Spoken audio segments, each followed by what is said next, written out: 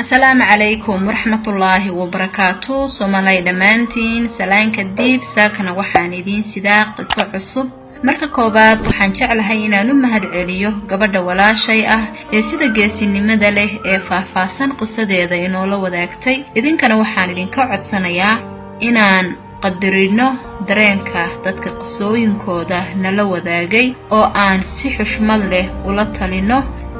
dabcan noloshu waa wada cashar, kuwii kuwaana qaata wixii soo mara allaha naga dhigo. qisadiina waxay ku bilaabantay sida tan. sheekadan aan ku soo qorayo abaayo anay igu dhacday, waxaana laga yaabaa inaadan rumaysan ama dadka aad la wadaagi doonto aysan rumaysan, laakiin wallaahi waxaan kuugu sheegi doonaa sidii wax kastaaba u dhaceen. 15 bishii Juulaay 2015 ayaa Facebook waxa uu soo darsaday wiil aanan aqoon u lahayn, mana jeclayn in aan ku kalsoonaado ama la sheekaysto qof aanan aqoon hore u lahayn oo aan internet iska baranay oo kaliya. laakiin way dhacday, wuu isoo salaamay goor habeen ah oo xilli dambe ay ii tahay, waana ka qaaday. maalintii xigtay si daacad ah ayaan isku baranay oo walaaltinimo iyo Soomaalinimo ah. wax walba oo run ah oo noloshayda ku saabsan waan u sheegay, waayo beentu markasta waa xaraam. haddana waxay ahayd waqti cibaado, bishii Ramadaan 10keedii dambe ayaa lagu jiray. sidaa daraadeed isna wax kasta oo uu sheegay waan aaminay. waxaan kala joognay 2 wadan oo aad u kala fog. barasho fiican kadib wuxuu ii soo bandhigay xiriir guur, waana ka ogolaaday. taas micnaheedu ma ahayn inaan ku kalsoonaaday, balse waxaan islahaa oo horta iska baro oo fahan. shakhsiyadiisu wuxuu ahaa qof dabeecad fiican, furfuran, qurux badan, qoys wanaagsan oo diinta ku fiican ka soo jeeda. wuxuuna ahaa qof si fiican diinta u bartay, waayo maalin ayuu isoo wacay ayadoo suuratul al-baqara aan dhageysanayo. kadibna wuu la akhriyay, wuxuuna ii sheegay inuu 114 dhameeyay iyo waliba tafsiirkooda. hadalka yaan ku dheeraane waxaan arkay anoo wiilkii jecel ilaa xadna ku kalsoon, isaguna sidaas la eg ayuu ii sheegay. inkastoo aan aad u kala fogeyn, haddana waxaad moodaysay inaan meel wada joogno. wuxuu isoo wici jiray markuu sidaa shaqada uga soo baxo ilaa uu ka gamayo hurdada, marka uu ka soo tooso ilaa uu shaqada ka galayo. wuxuu shaqayn jiray saacado badan. anigu waxbaan baranayay xilligaas, waana shaqayn jiray sidoo kale. haddana waqtigiisu ma aanan waayi jirin. si kastoo aan u kala fogeyn, saacadda iyo daqiiqada aan ku jiro ee wadanka aan joogo way u xisaabsanayd, isna tiisu way ii xisaabsanayd. wuxuu igu yiri wadanka aad joogto ayaan imaan doonaa xilliga fasaxayga si aan isu guursano. wuxuu ii ballan qaaday inuu weligii i jeclaan doono, uusan cidna igu doorsanaynin.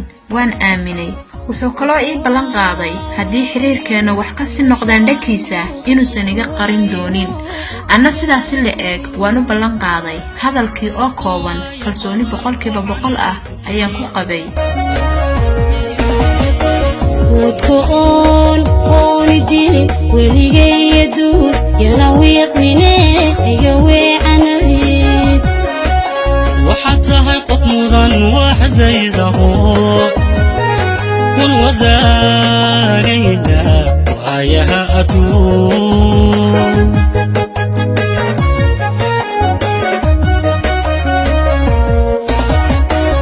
وقت بدن كالقعن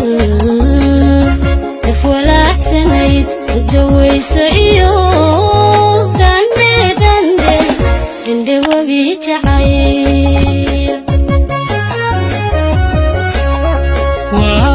وايه احتوي نوضيو وحيلا ترتين كان وي مرورا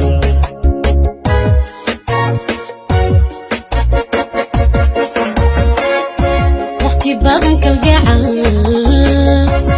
ولا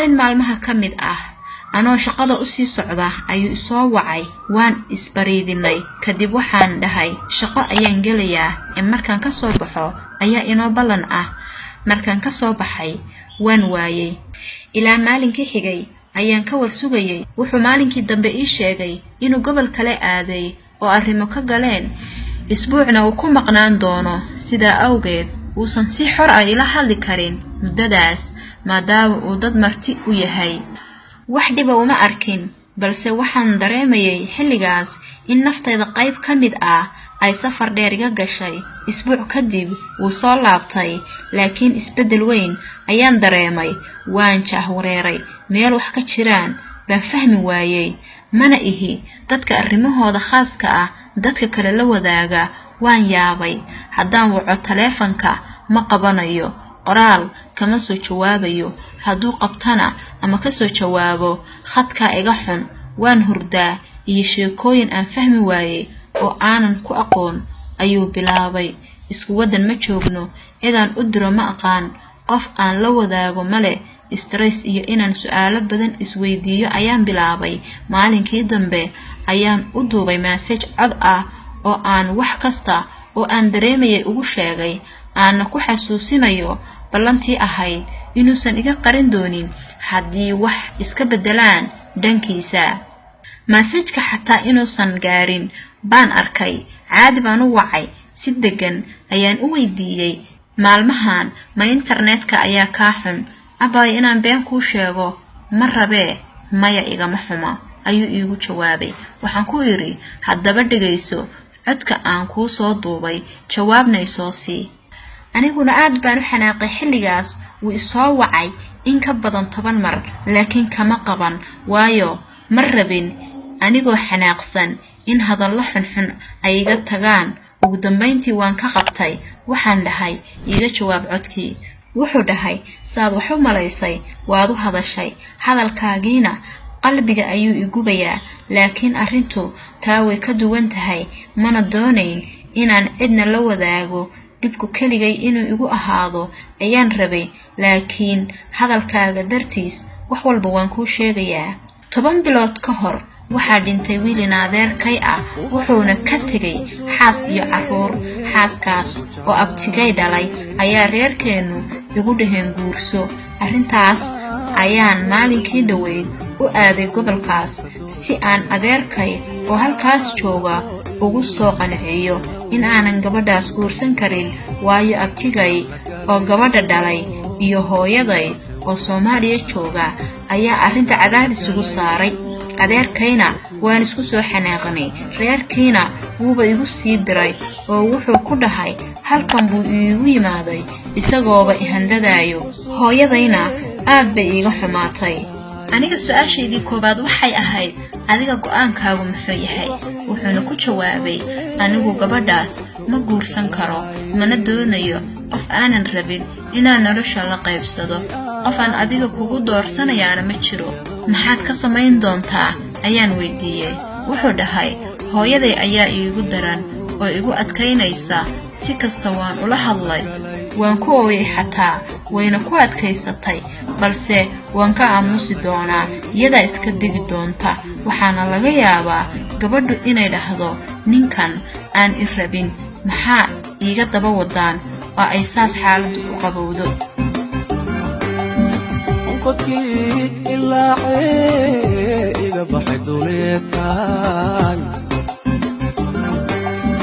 السماء جعيكيو إلسي عفدي السماء جعيكيو إلسي عفدي شحي دقان كبا يمرو الرئيسة شحي دقان كبا يمرو الرئيسة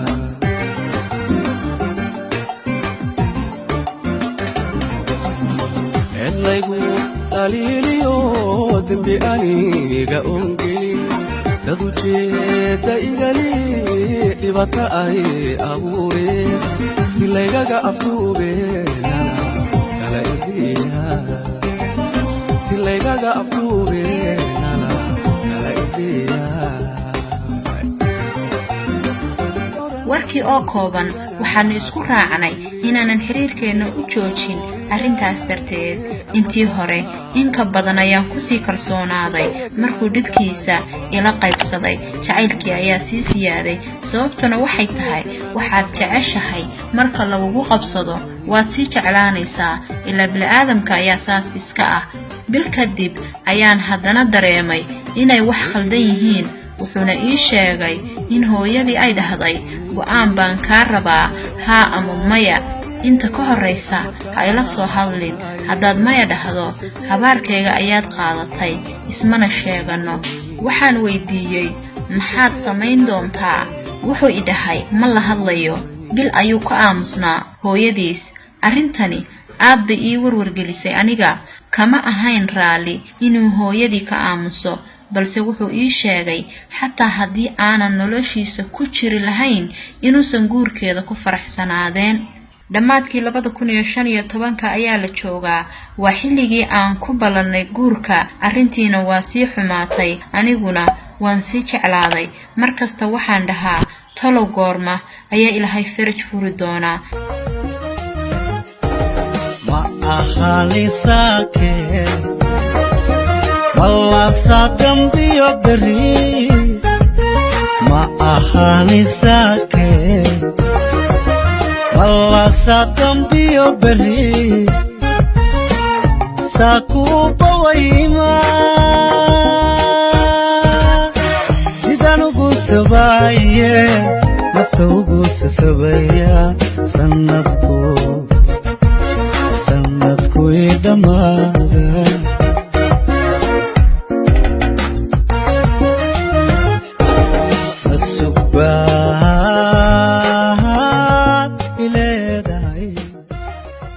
waxaan ku dhahay gabadha wac u sheeg arrinta, waxaa laga yaabaa inay ku fahanto.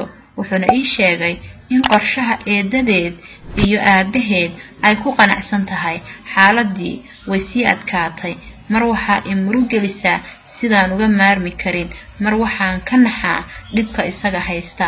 wuxuu ii sheegay inuusan habeen seexan, maalinna wax cunin. wuxuu kaloo i dhahay haddii aanan iimaan lahayn dabaq ayaan iska tuuri lahaa murugadan darteed. ugu dambayntii wuxuu dhahay hooyadayoo iga dheer intaas ka badan kama aamusnaan karo. maxaad jeceshahay inaan dhaho haa mise maya? niyadda ayaan iska dhahay maya ayaa ii roon, laakiin in habaar wata sideed yeelaysaa? waxaanse ugu jawaabay arrintani adiga iyo qoyskaaga ayay idiin dhaxaysaa, mana rabo inaan soo dhex galo, balse kolley habaar waalid ma fiicna. anigoo ogaa inay diiniyan khalad tahay in waalidku uu ilmihiisa ku qasbo guur uusan rabin. kama dambaystii wuxuu i dhahay dantu waxay igu qasbaysaa inaan haa iraahdo, adiguna walaashay ayaad ahaan doontaa, weligeyna kuma ilaawayo. hadalkaasi aad ayuu ii dhaawacay. waxaad moodaysay inuu cirka jeexigu soo dumay.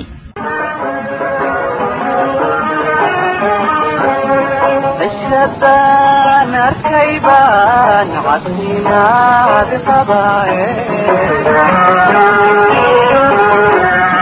علمي والمقشين عيني ونقدين عن فيقي بشاعتين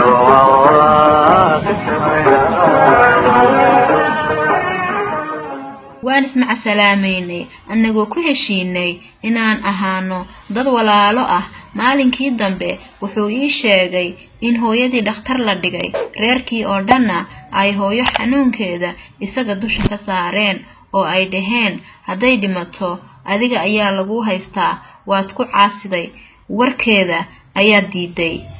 anoo aaminila ayuu wuxuu ii soo diray maasajyadii ay ku wada hadleen isaga, walaalkiis iyo abtigiis. sidaasoo ay tahay ma runbaa, ma riyaa, ma beenbaa baan isweydiiyaa mar kasta. ileen qof wax jecel ma quustee. qalbiga ayaa dhaawac fara badan ka dareemayaa. 2 mar oo horena niyad jab xun ayaan la kulmay. tani waa tii saddexaad markaan kan ku kalsoonaanayay waxaan iska dhaadhiciyay kan haddaad dhibaato kala kulanto nin dambe ha shukaansan runtii xaaladda aan ku sugnaa qoraal kuguma fahansiin karo halkana kuma soo koobi karo shakhsiyadaydii iyo dadnimadaydii aan lahaa ayaan hilmaamay shaqo waan ka niyad jabay hawshii guriga iyo naftaydii xitaa waan ilaaway ilinta indhahayga ka daadatay hore igama quban intaan abid noolaa inta loo socdaale sareedada adduunyada inta loo socdaale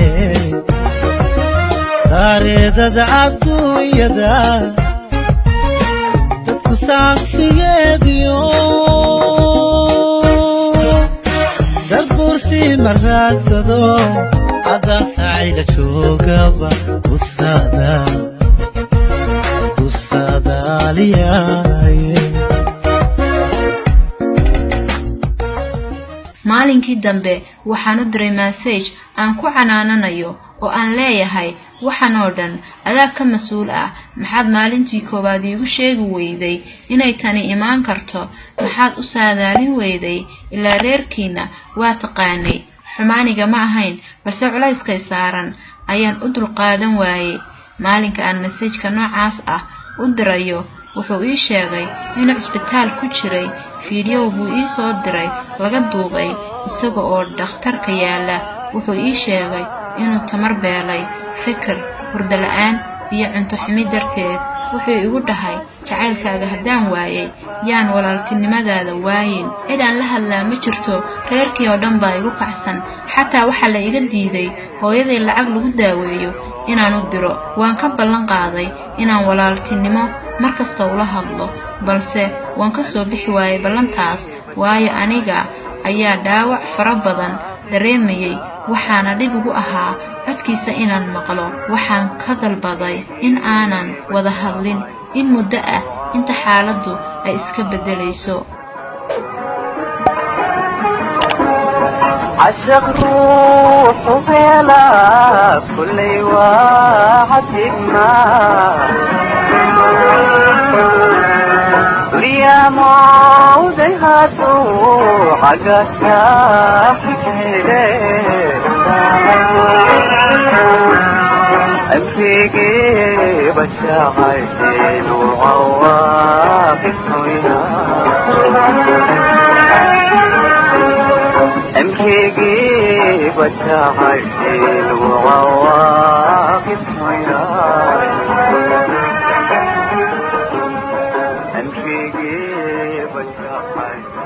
markuu xiriirkeenu dhammaan rabay ayaa wuxuu maalin igu yiri anigoo naag leh ma i guursan lahayd haana ma dhihin mayana ma dhihin balse waxaan uga sheekeeyay qiso hadda ka hor soo martay oo micnaheeda loo fasiran karo maya markaanu kala harnay kadib isbuuci hal mar ayuu isoo salaamaa maalmihii hore xataa isagu ma uusan jeclayn in aanu wada hadalno balse markuu xaalku sidaa ahaa muddo bil iyo xoogaa ah anoo weli sidii murugo u dareemaya balse aan awood isu yeelayo ayuu isoo wacay markaanu isbaridinay kadib wuxuu ii sheegay inuu soo fiicnaaday oo inuu ila hadlaa aysan wax dhib ah ku hayn balse aniga waa ay idhibaysay waanse iska qarsanayay su'aalo iska kaftan ah ayaan isweydiinay anna waxaan weydiiyey xaas labaad inaad yeelato niyadaada ma ku jirtaa wuxuu dhahay maya waxaan haddana dhahay aniga haddaan waddanka aad joogto imaan lahaa ma i guursan lahayd wuxuu dhahay maya sababtoo ah buu yiri weligay niyadeyda ma gelin inaan laba naag isla guursado arrintani waxay igu beertay fikir hor leh oo hadda taagan la yaab bay igu noqotay waxaan isweydiinayaa haddii uu ku jecel yahay oo aad jeceshahay muxuu kuu diiday hadday xaqiiqo ahaan